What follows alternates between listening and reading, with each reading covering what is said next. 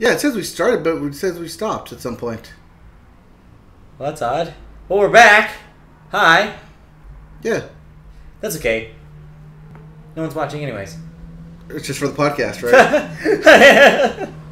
Anyways. Hi. Yeah, if you missed us, we talked about Star Wars, Han Solo. Yeah, we don't movie. need to go over that. There's a new app called Movies Anywhere, and Fandango has purchased movietickets.com. Okay, anyway, so yeah, this is really just, the story is just that it just didn't happen for a while. This is finally happening. Yep.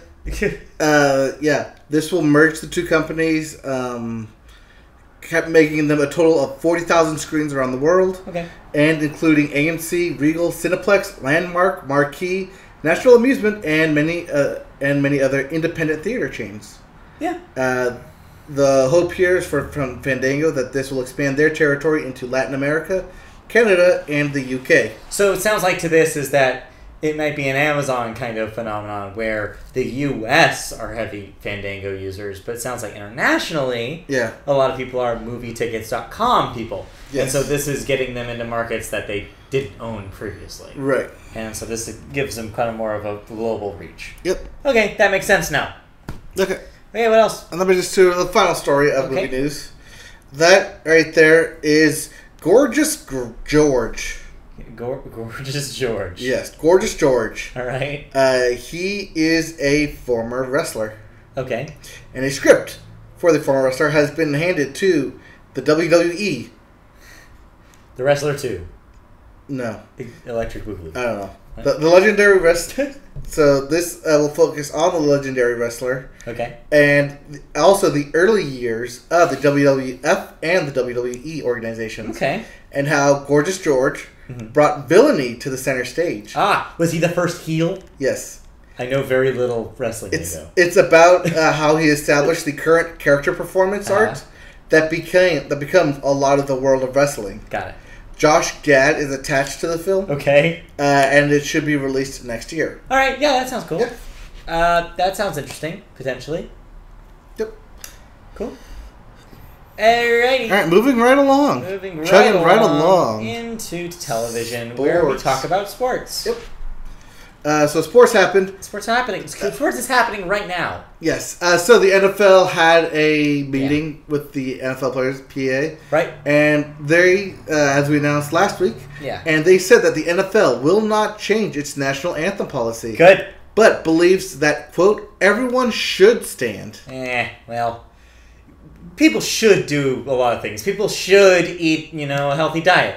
People should probably do some cardio every day. People should listen to the Media Boat podcast. People should listen to the Media Boat podcast. You're right.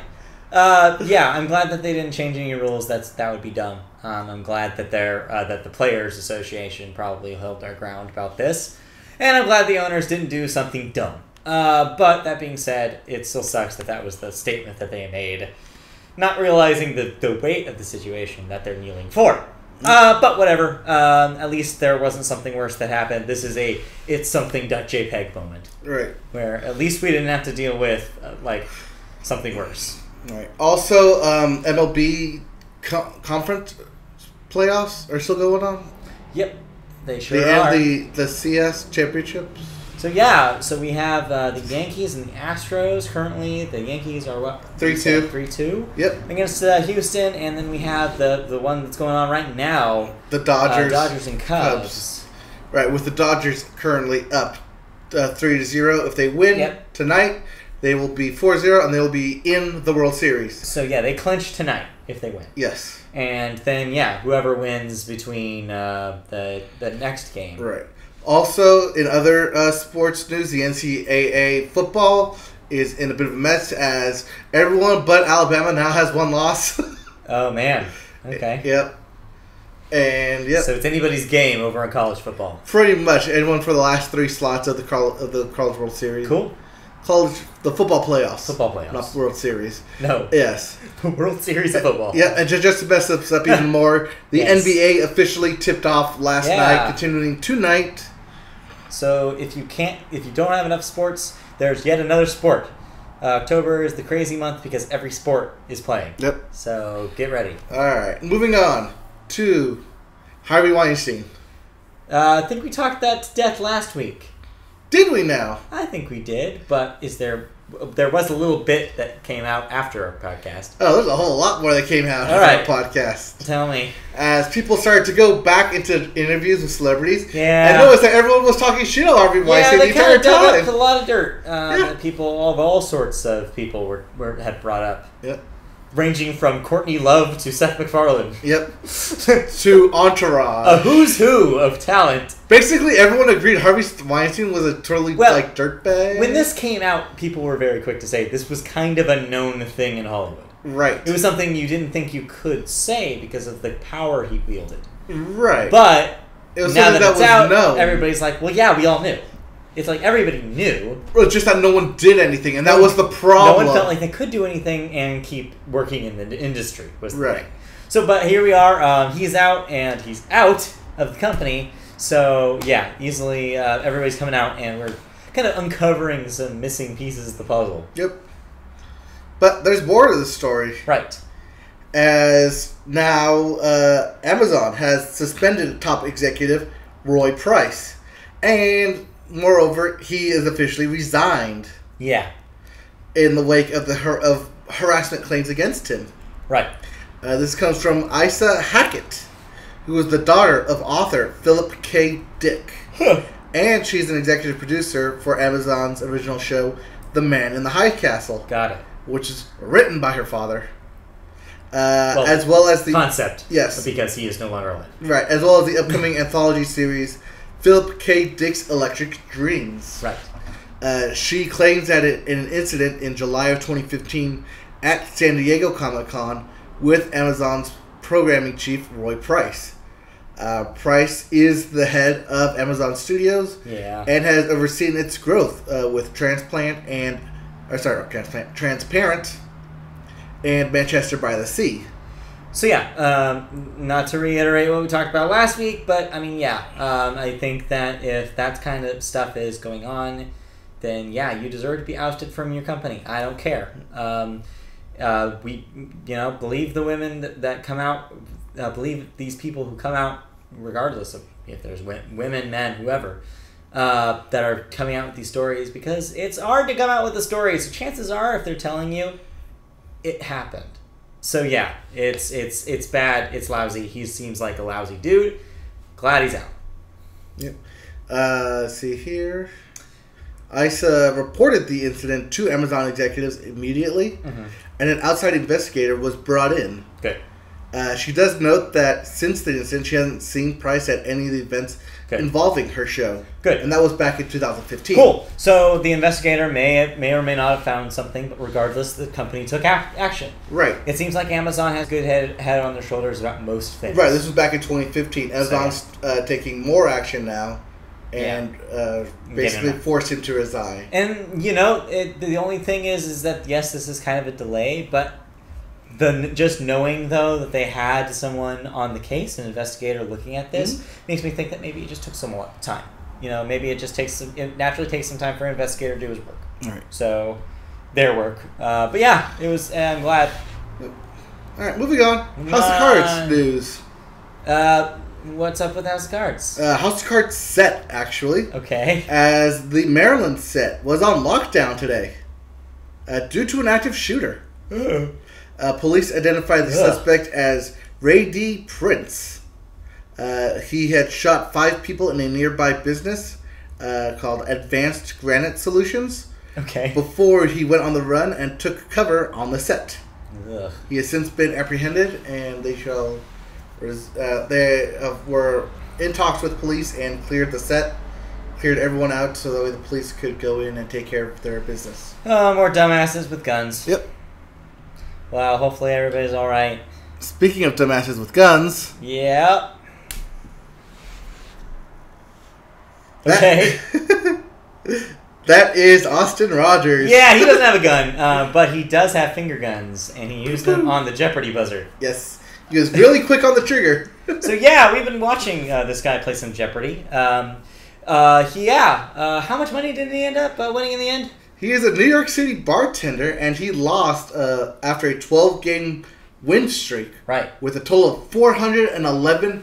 $411,000. $411,000. Well, $412 if you want to collect the extra $1,000 that he won at the last day. But yeah, so not bad turnout. I remember early on, Alex Trebek was talking about how he was getting up to high numbers faster than anybody else had in the past. Right. I don't know if he necessarily set any actual show records. No, but his $411,000 puts him 5th place of all time for regular season's wins. Yeah. And he will compete in the Jeopardy Tournament of Champions in 2 weeks. November 6th, and everyone will be gunning for him. So yeah, he'll be back, so he'll probably be the favorite. Yep. So yeah, get ready for that. Yep. Get ready for more Austin. We'll be watching that. Yep. And, also in short Jeopardy news, last night's episode ended with a $1 win. That rarely happens, but when it does, it's a doozy. Yep, it's quite a showstopper. Yup. Alright. Okay, what else? Lastly, in TV news, okay. Teen Titans, or... Which one? Neither. The third one. Wait, some third Teen Titans. Yes, this one will just be called Titans, though. Okay. And no longer teens. They grew up. Well, no, they're still teens. Oh. As they have a full cast set now. They have Ryan Potter, that has the newest addition. Yes, he is indefinitely a wizard. No, he'll be playing Beast Boy. Okay. He joined Brenton Thwaites, who will play Robin, Anna Diop, who will play Starfire, Tegan Croft as Raven, okay, Alan Richardson as Hawk, Minka Kelly as Dove, okay, and Lindsay Fort as Detective Amy Rohrbach. I don't know who half these characters are. Two. The Hawk and Dove. Yeah. Well, and Detective, I guess. Yeah. That's what I said. Yeah. I don't know who half those characters are. So it's a new show called Titans, and will premiere in 2018 on DC's digital streaming service. Oh, interesting. Not CW, but DC's own streaming service coming in 2018. That's what I call a backup plan. Yep. I don't know. Did you see the CW's ratings this week? DC's Legends of Tomorrow was the least watched show on network television this week. No, it's not. It's the Kellyanne Files. No, I mean primetime. Oh, yeah. Primetime network TV. Yes. Yeah, DC Legend Tomorrow. No one is watching that thing. Yep. It is completely dead in the water on live television. As we talked about off the podcast the other day, the CW don't care about your live ratings. Yep. They're all about the streaming. But anyways, what else we got? Before we talk about cancellations and renewals, do we want to talk about give a little update about what we've been watching? Doctor chiming in here. Okay. October is the most wonderful time of the year. It really is. For sports. For sports. It is. Yeah. So we've been watching a lot of sports, but besides that, what else do we want to talk about real quick? Some of the stuff we've watched the last week, like some premieres. Yeah. So Kumail Nanjiani was on SNL. That's great. Yeah, he was good. It was a little bit of a lopsided episode, kind of like the weeks prior. It was better than the week prior, thankfully. Gal Gadot. But still, it wasn't great. But he was good. I liked Kumail and his sketches. I thought the game show sketch was strong. The game show was good. I thought his monologue was good. He had a really strong stand-up style monologue. Yeah, and speaking of SNL, they will be off next week instead showing the David S. Pumpkins special. Because and then following that will be the return of Larry David with musical guest Miley Cyrus. So that'll be November 4th, I believe. Yeah. So early November episode, catch that. We also season premiere. Speaking of the CW, the 3 premiere of Crazy Ex-Girlfriend. Oh yes, that happened. It was last Friday. We watched that. That was good. It was an all right entry episode. It seems like a little still. They're still having those season 2 jitters where they're trying to still kind of find out what that show wants to be now. Well, now they pivoted because they ended the original story arc. That's the problem with doing the crazy story flips at the end of the seasons is you have to find your footing again. Yep. Like, they literally had their main character on the precipice of suicide in season 2 finale. So the fact that you have to basically take that and do something with it, that's a very, very hard thing to play with. I think they keep writing the show into a corner because they don't know if they're coming back. Makes sense. It's the second time in a row where they did that, and they now have to recover from it, and it's still kind of awkward. But That being said, some of the joke writing was good. Songs were alright. They weren't great, but they were okay. They were silly. Generalize all men. Yeah, that was silly. But yeah, it's I like that show still. I'll give it a chance going forward. Broad City did an animated episode, or at least a partially animated episode. A new one's tonight, but this was last week. That was interesting conceptually. Yeah. They basically tried to simulate a drug trip. Acid trip. Specifically a mushroom trip, yes, that acid. with animation. I thought some of the animation was pretty clever. Yes. They did some cool stuff visually. What else did we watch? In other news, Brooklyn Nine-Nine is back. Keep going. After their two-parter reunion show, they did their classic Halloween. Yep, the traditional Halloween heist episode, which keeps getting escalated every week. No spoilers here, but something big happens in this episode. It was pretty cool. Yep. I enjoyed this heist one out of all of them. That show's still great. The Voice is going into the battles. Oh, they're doing battles now? Battles, I like the battles. Started this week. So, I think we have one recorded from last night that we can jump into. Sweet. The battles are happening on The Voice, so get your teams ready. Yep. I've watched more of The Good Doctor, and that show is still good. How's that? And This Is Us. How's your crying time television? I'm not crying during this. Yet, but I did go back and watch a couple episodes of Futurama that did make me cry. Well, that's your problem. Animation makes me cry. The frickin' dog. Did you watch that episode with the frickin' dog? No, I watched the one when he goes back to see his mom again. That one's even worse. I know. Oh. And then I watched the finale, and meanwhile, and it made me cry again because it went all back around. But so there's television happening, in case you didn't get by the shows we rattled off. So tune in to those if you want home to. Run. We'll have the sequel's the home run in the game. It'll be a while until we have another review. Oh, I haven't gotten to talk about this on this podcast, but if you like animation, that's for kids, but is also secretly for cool adults. Watch Big Mouth. No, that is definitely not for kids. This one is, however. I've been watching OKKO, Let's Be Heroes, which is on Cartoon Network. So it's created by Ian Jones-Cordy, who is, get this, you might have known this half, but maybe not the second half. He was a storyboard artist on Steven Universe. Okay. And before that, Adventure Time, which is, it seems like a common theme for people to get their own shows. Adventure Time, yes. Adventure Time has birthed several original shows on Cartoon Network. But Adventure Time was big. The thing that I found out that I didn't know, he has also been the partner of 8 years of Rebecca Sugar, creator of Steven Universe. They are romantically together and have been for a while. Okay. So not only have they worked together professionally, but they are also together. But spiritually and emotionally. Right. So this is his show. Basic synopsis is that it takes place in a video game. The closest analog seems to be a fighting video game. It's about basically heroes in the style of a fighting game that have special abilities. But it's a hero in training is the title character, KO. And it's basically his life working in a bodega and his family and friends. And it's a really clever thing. It's kind of got the same kind of quirky sense of humor and progressive attitude that Steven Universe does, but with a little less of the lore. There's no real background. There's some background information about the world and the characters, but it's not really the focus. It's more of a one-off gag show. Of age. It's more of a gag show. It's more like season 1 Adventure Time than season 3 Adventure Time, I guess you could say. Or more season 1 Star vs. the Force of Evil than season 2 Star vs. the Force of Evil. It hasn't gotten full lore yet, but what it is super, super charming and it's super funny. And video game fans will get a kick out of the references they make. It's really good. So check that out if you have little ones or if you are a little one at heart like me. Because, if you like Steven Universe and Adventure Time, you will find something to like here. Yep. So check that out. I'm liking it so far. I'm completely caught up. New episodes are on Friday nights at 6:30 p.m. Yep. So OKKO, a.k.a. the show Matt couldn't explain to me. It's really hard to explain, but it's so good. Yes. Also, this is The Voice. Yes. Who's your early favorite of the year?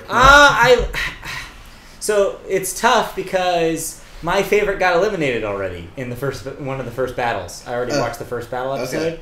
And I like the two young girls on Team Miley. One had kind of like a raspy voice and the other was kind of a rock girl.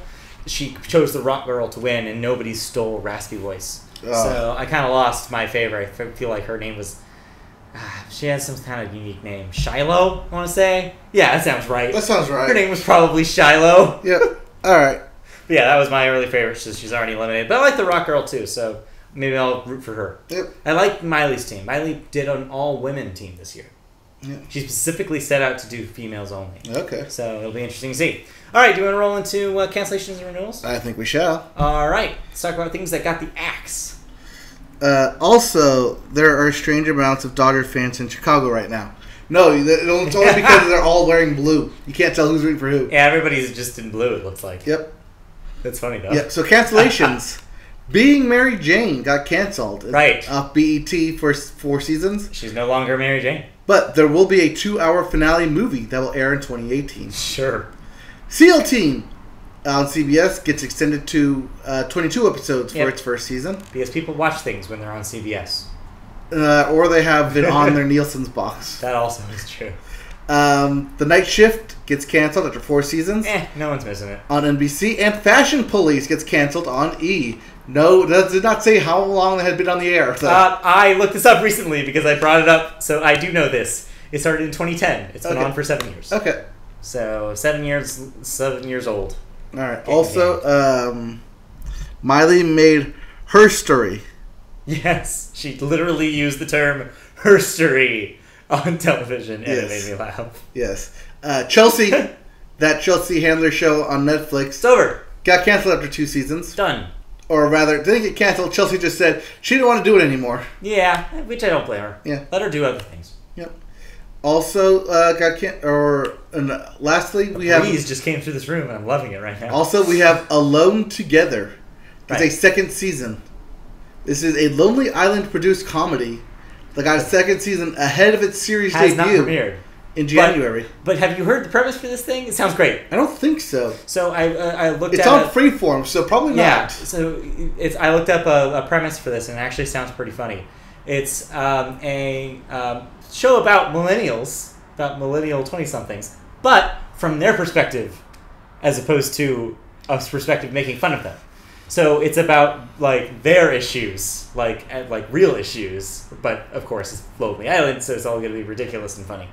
But I'm looking forward to it because I like pretty much anything Lonely Island touches. Right. And I think that could be potentially like a non-problematic girls. so I don't know. It sounds like a good concept. I trust those. I trust the Lonely Island for good taste and comedy. So I might actually watch a show that's on Freeform. All right. Who knows? All right. Moving on. Want video games? I don't know. You know what? Let's stick with what we did last week. Let's roll into music. All right. So we want Billboard.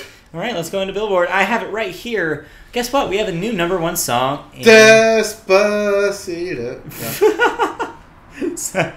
Somebody commented on our video saying, "Isn't this episode 87?" It's like, no, don't listen to what YouTube tells you. Yes. That is wrong. Your #1 song in the country right now is not Despacito. Bodak Yellow. No. It's Rockstar by Post Malone featuring 21 Savage. Oh, good. Moving up in the list to #1. #2, Bodak Yellow, Money Moves by Cardi B. Hopping down a spot. Moving up a spot, #3, 1-800-273-8255. That's Logic featuring Alessia Cara and Khalid.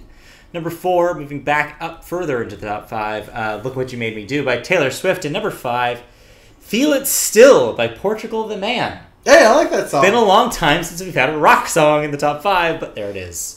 Yeah. All right. I actually like that song. Moving on, your top 100, your albums chart. #1 with a bullet, new, premiering at #1. Spoiler alert, Chris Young has a new album on Friday. I'm getting... Whatever. But it is not #1. No. Your #1 album in the country is Perception by NF, which I have no idea what this is. Do you know what this is? NF? I've never heard of this until I loaded this page. No. So I don't know what that is. I'm probably going to have to look that up. #2, Greatest Hits, Tom Petty and the Heartbreakers, still on that nostalgia kick from last week. #3, Lil Pump by Lil Pump. Lil Pump. #4, Stoney by Post Malone. And #5, Kane Brown by Kane Brown. That is your album chart. What do we got for new releases? Do you have new releases? Yeah. Yes, you do. Yes, I do. Looks like a shorter list this week. It is, but also I don't know what she's talking about because Chris Young doesn't have a new... I thought that was out last week. It was. Yeah. Whatever. It's still new. Yeah, I guess she's not wrong. Oh yeah. So coming new out, releases. New releases. We have "And So I Watch You from Afar." Creepy. By the Endless Shimmering. Creepy. We have "Bully" by Losing. That's my album. I'm gonna listen to that. Wait. Oh, I have that back. The band is "And So I Watch You" by Afar from Afar with the album "The Endless Shimmering." I don't blame you for doing the opposite. Yes, and the artist "Bully" with the album "Losing." I'm looking forward to that. I like "Bully." Right, because it makes sense with the next one. We have Chris Barron with his album "Angels and One-Armed Jugglers." Right. Not Angels and One-Armed Jugglers with Chris Barron. I'm sorry, but what was that first artist? Or sorry, the album name you thought was an artist name? "And So I Watch You from Afar." It's still not the longest artist name I've ever heard. You know that there's a band called "The World Is a Beautiful Place and I Am No Longer Afraid to Die"? That's the artist? That is the entire band name. Anyways. Alright. We also have Darius Rucker with "When Was the Last Time?" Hootie! Yes. Just give me like 30 seconds for Kristen to write Hootie in the comments. Right. Darius Rucker. She put Kane Brown? Question mark? I don't know. Kane Brown was in the top 5. Oh, okay. We also have Destroyer with Ken. Yeah. S. Marine with Mechanics of Domino. It's a good name for an album. Europe with Walk the Earth. That Europe? That Europe. Okay. That Europe. We also have I the Mighty with Where the Mind Wants to Go / Where You Let It Go. Oh, okay. It might be responding to its own song. Yeah, maybe. Well, we have Jesse Ware with Glass House. Okay. John Carpenter. Right. With his anthology, movie themes from 1974 to 1998. Yeah, get your Halloween on. Yep. We also have Lindstrom with It's Alright Between Us As It. We have Maxaverskin with Ill. And another fun fact about my boo, Chris Young, he was inducted into the Grand Ole Opry yesterday. Chris is just dropping knowledge about Chris Young. Yep. We have Murgo Price with All American Made. Okay. Matthew Good with Something Like a Storm. The other One Directioner, Niall Horan. Niall. With Flicker.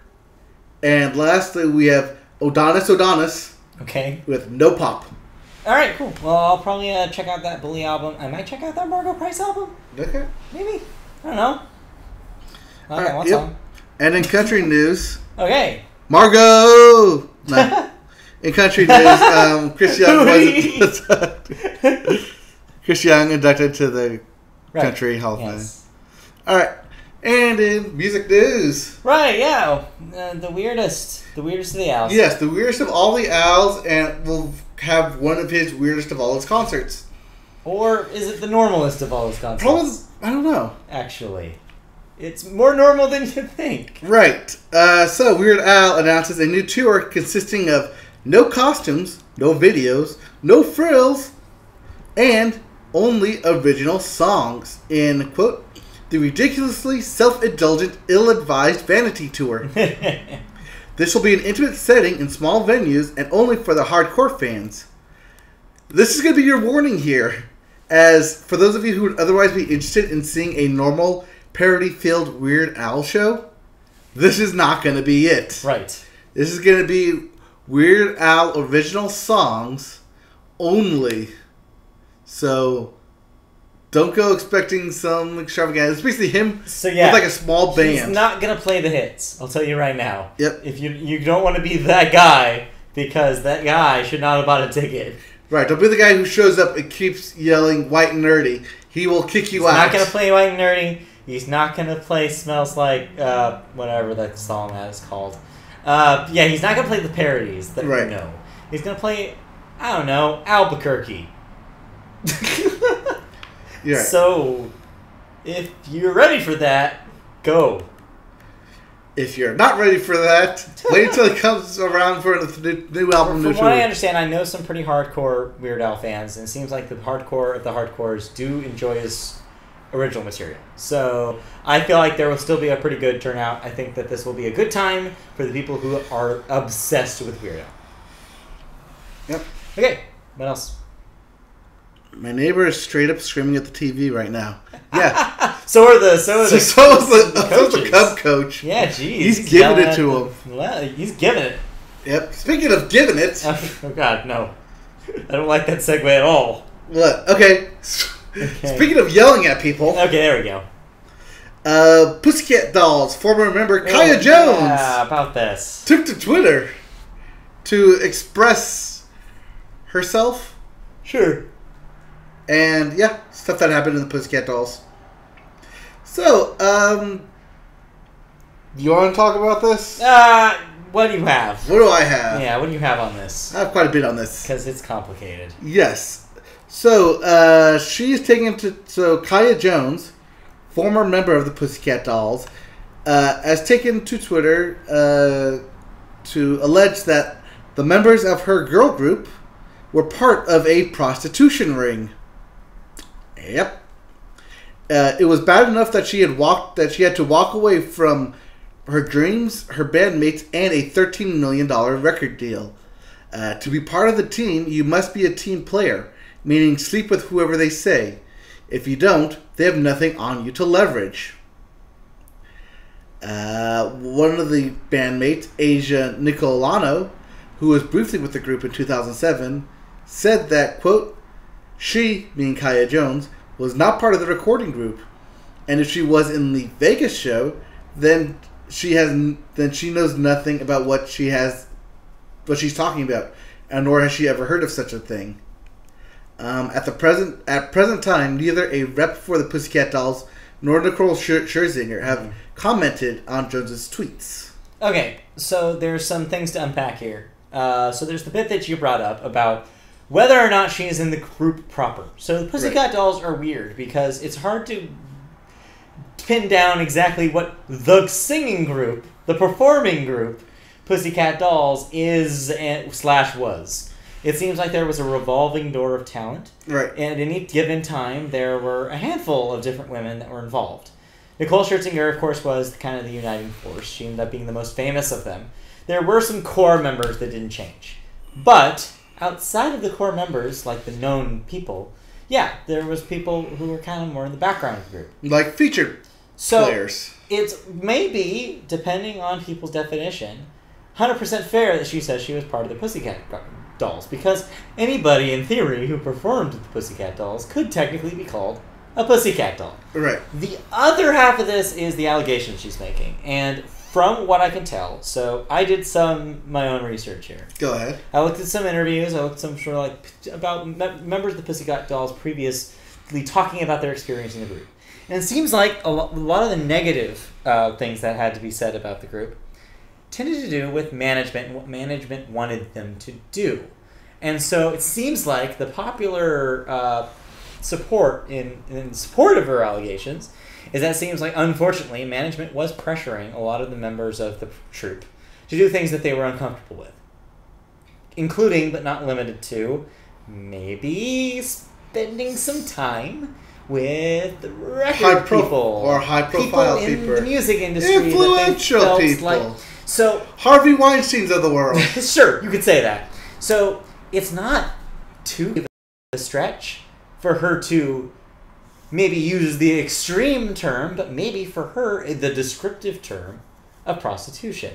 I think prostitution ring implies more of a larger systematic thing that may not necessarily have been going on. But then again, I don't know about that either. I'm glad she spoke up because maybe this gets a little bit more knowledge into what the hell that thing was. Because I always had a weird thing going up in the back of my mind about what the hell the Pussycat Dolls really was. It's like they just something weird about them. They're not really. It's like what's going on? It's like some of them, like I said, it's such a weird the concept of having like a revolving door of performers, yes, where it's not really the same group every time. Which was what I thought was Fifth Harmony was until recently. It's like, no, Fifth Harmony was actually a band. No, you mean Fourth Harmony. Sorry, yes. So yeah, I don't know. It's complicated. We've corrected this. They are Fourth Harmony. It's a very complicated thing. I hope she doesn't get unwarranted attention because she came out with what seems like a very tender recollection of what she went through as a member of this troupe. And from all intents and purposes, it seems like she was a member of the Pussycat Dolls as a larger entity. So I don't know.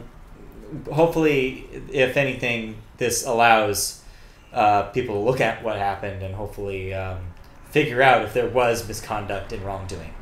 That's the best case scenario. But obviously, if it was if any of the women who took part in this were involved in situations that that were uncomfortable with or worse, then of course I hope that they were able, that they came out unscathed and that it didn't come to a dark place like it sounds like it could have.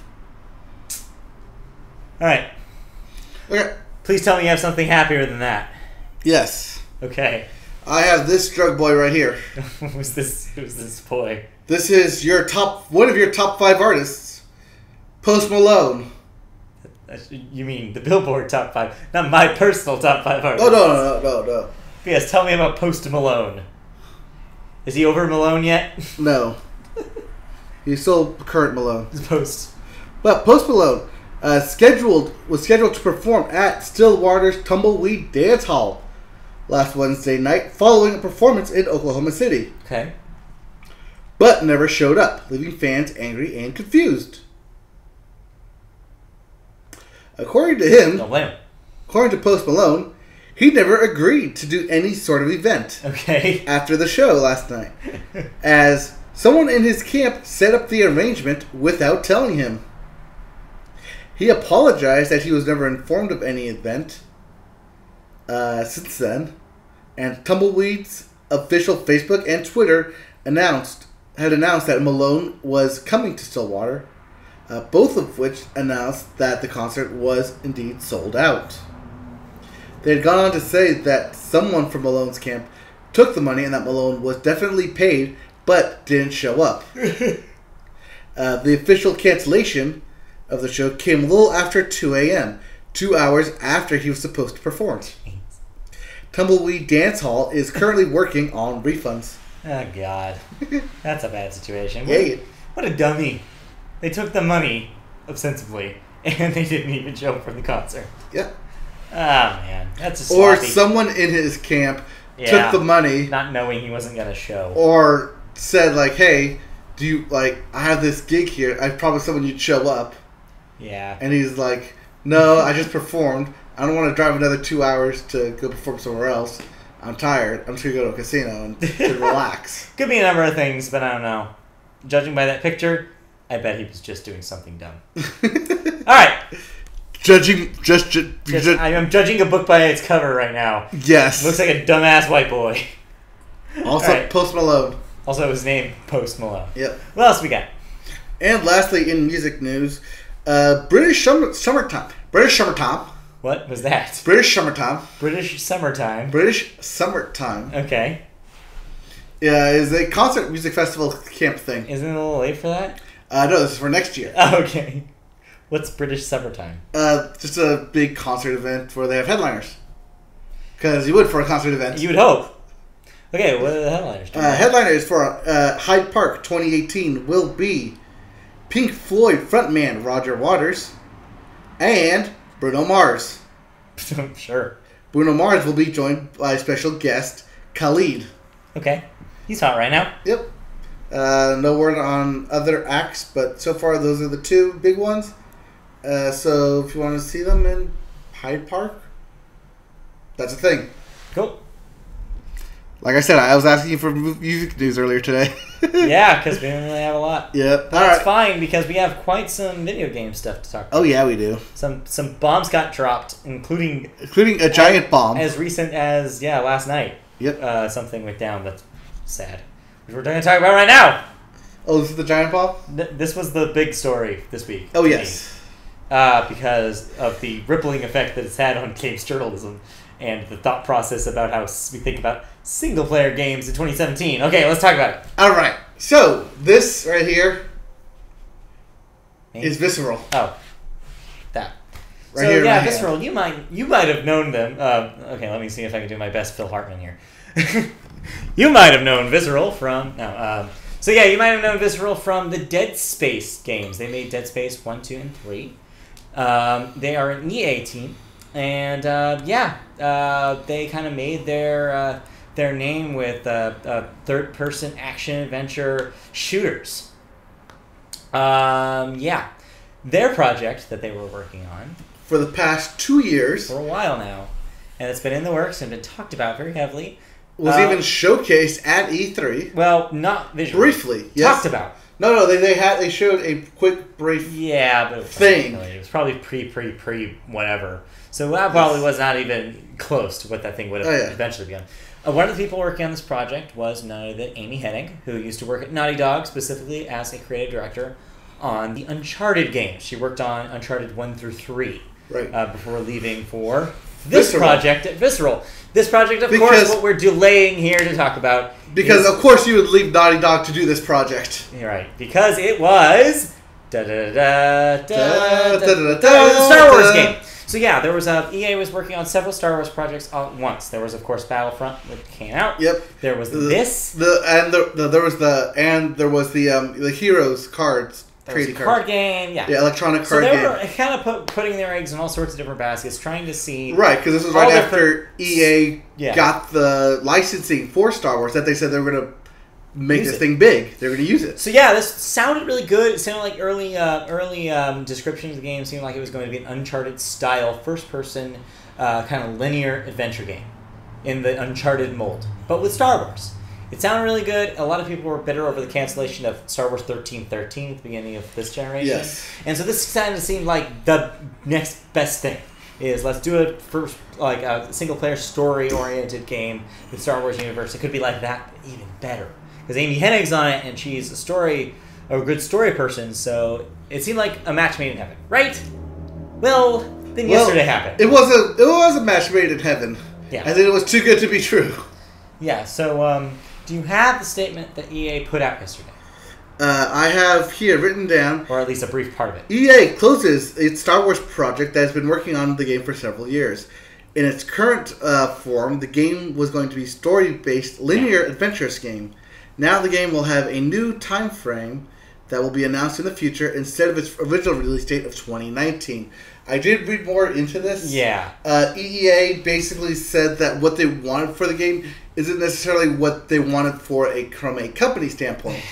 Yeah. Basically saying that because it was going to be a single-player, story-driven game, there was no way they could make additional money off of it post that is the sales. Cynical way of looking at it. But what they actually said in the statement that they put out was that they had listened to fan feedback and they had listened to people playing early versions of the game that they were making and had taken that into account as well as current trends in the industry, unquote, and had taken all of those into thought and believed that they needed to make a game that incorporated a longer tail, more content that people could, quote, return to, unquote.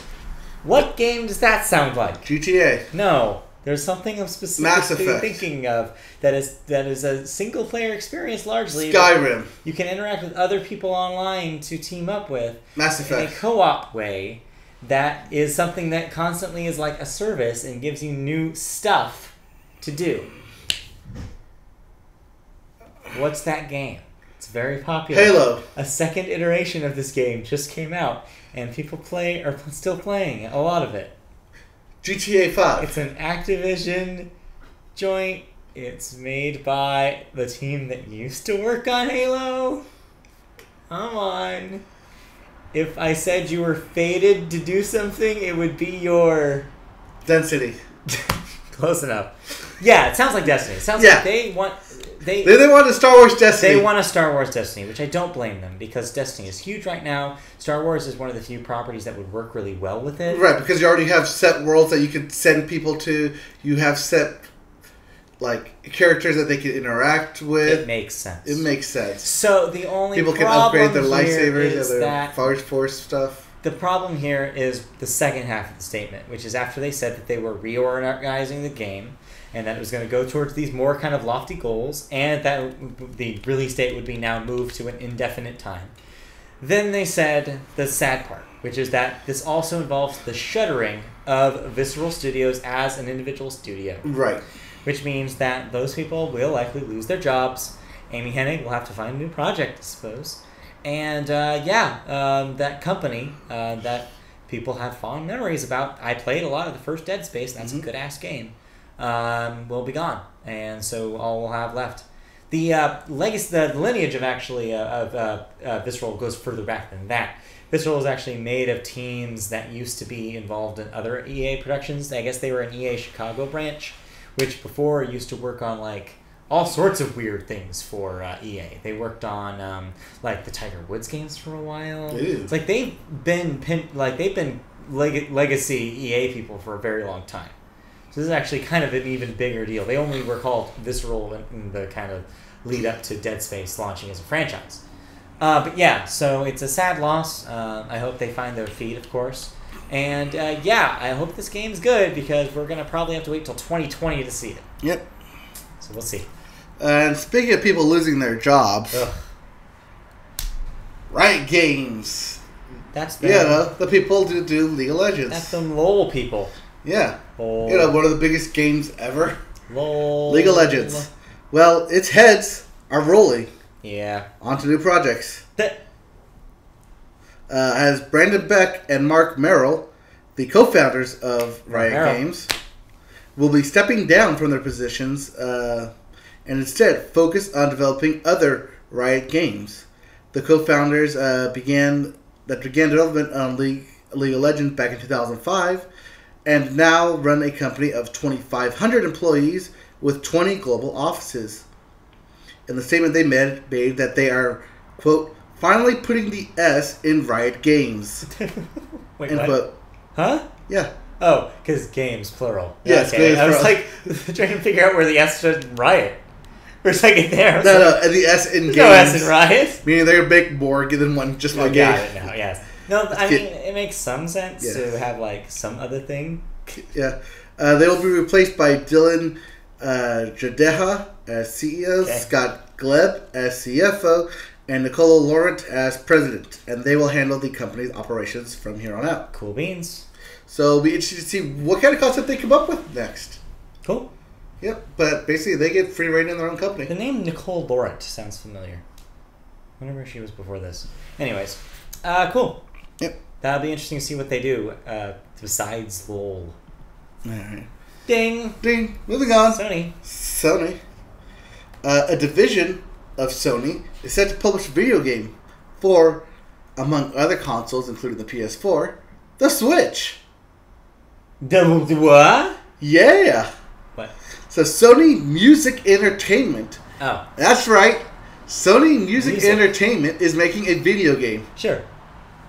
They launched a new publishing label called Unites, whose upcoming projects include a game titled Tiny Metal that's coming to Nintendo's hybrid console. That's what they're calling the Switch.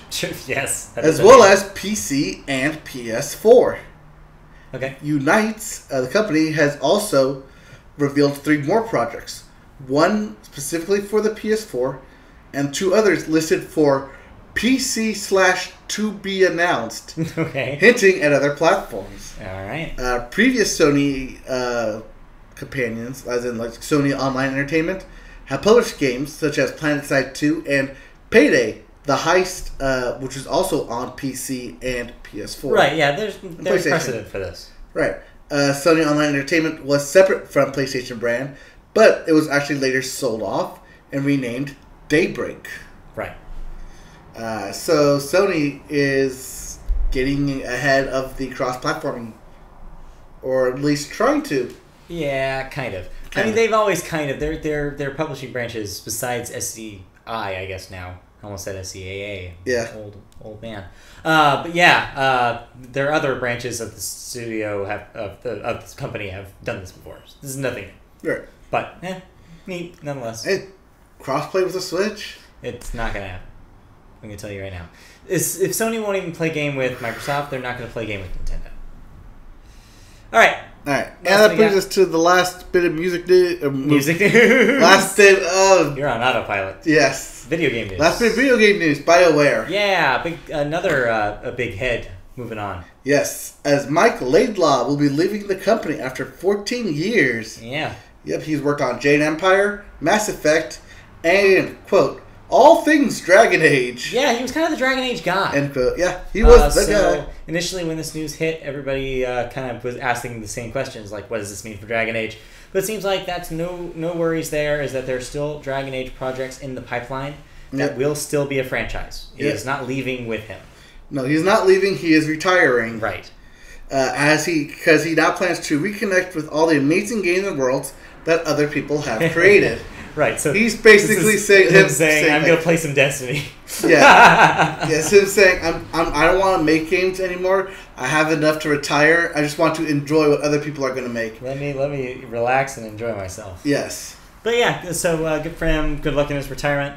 But yeah, and good luck from the BioWare team. They need a win after Andromeda. Yep. So I'm hoping that the next thing they put out is good. Yep. They need it. And lastly, in gaming, there are 2 games that you should probably pick up. The games are out this week. Yes. South Park. First one is South Park, The Fractured Butthole. Yeah. As that is the big one being ushered in. That thing is incredibly divisive review-wise right now. Yeah. It seems like a lot of people are saying that it's a better game, like as a game, than the Stick of Truth was. It seems like people like the battle system. Apparently, it's more Fire Emblem this time. It's more strategic. Right. There's strategy layer to it. But the humor seems to be the divisive part. Seems like if you are predisposed to the South Park sense of humor, seems like there are plenty to go around in this game. You'll not be disappointed. However, if that's something that the last few years has maybe rubbed you a little wrong, that is not going to sell you on this game. In fact, it may be something that will keep you away from appreciating what this game has to offer. So seems like it is a very buyer beware situation. So know what you're getting into before you play some South Park. Right, and the other game you should pick up is Jackbox Party Box 4. Right, that is the 4th iteration of the Jackbox Party Packs, which is a collection of 4 games each of crazy party games that you can play with your phone. You can sync up your phone to them. You don't even have to be playing locally. You can watch a stream and hook up to your phone to the game. That way, it's cool. We're going to pick up the 4th iteration probably after this is over and check it out because it sounds really cool. So, we'll report back next week after we play some Jackboxes. And we'll report back. Yeah, you're seeing what I'm seeing. God. All right. We will pick up some Jackbox. So if you want to play with Jackbox with us, you can come and find us on Twitch. You want to play some Tuesday? Yeah. Or over the weekend. Or something. I don't know. Yeah. We'll see. So, we'll have some company over. Maybe. Yeah. We'll invite Mark and Nicole. Yeah, or something. And Malia somewhere. Maybe James. Somewhere. If you get James to come over and play. He might like that. Yeah. But yeah, so we'll grab him with some food. In the meantime, that'll do it for the Media Boat podcast. And so this is where we do the plugs. Plug it in. So you can catch all of this nonsense from the Media Boat podcast on our podcast page on YouTube, our channel where you can watch us live every Wednesday night, just like right now, at 8 o'clock p.m. Pacific Wednesdays. We go live at 8 on the dot, usually, most weeks. That's on Wednesday nights. You can also get the audio version of our podcast on iTunes or your favorite podcast player. You can get all the news and features under the umbrella directly from us on MediaBookPodcast.com. Check that out if you are in the need for a new entertainment news source. If you want to follow us on social media, we're on Twitter. We're at MediaBookCast. If you want to follow us on Facebook, Facebook.com, just search MediaBook Podcast. And if you want to watch our video game streams, you can check us out on twitch.tv/MediaBoat. Last but not least, I missed this last week. Most of the time we're doing Tuesday nights at around 7 o'clock. I was at Taco Tuesday last night. Yes. So yes. Yes, I know you were. Yeah. No excuses. Yes. That's why we did baseball. This is a podcast. We did baseball earlier today. But yeah, you can also, if you like us, and I know I do, you can help us out. Patreon.com/MediaBoat is where you can go to donate, to help us out with some cashola. If you want to donate as little as $1 a month, that's like a fraction of your paycheck. That is probably 1/5 of an average meal that you eat any given day. Probably not even that. I'm glad you specified there. Yes. You said 1/5 of your paycheck. Yes. I was like, what? No, not 1/5 of your paycheck. You're not getting $5. No, but you can help us out with as little as $1 a month if you become our patron. And we'd appreciate that. We'll make even better content if we have some support. So please support us if you can. In the meantime, we will be back with another podcast on Wednesday. We will be back with more streaming on Tuesday in all likelihood. So we will check you out, and you can check us out next week. Yep. In the meantime, we're gone. See you guys. Yep, and if you're watching this on YouTube and you missed the first part of this podcast, check out our podcast. That's been running. So right, yeah. Technical difficulties. Hopefully they'll be back next week with none. See ya, guys. All right. Bye.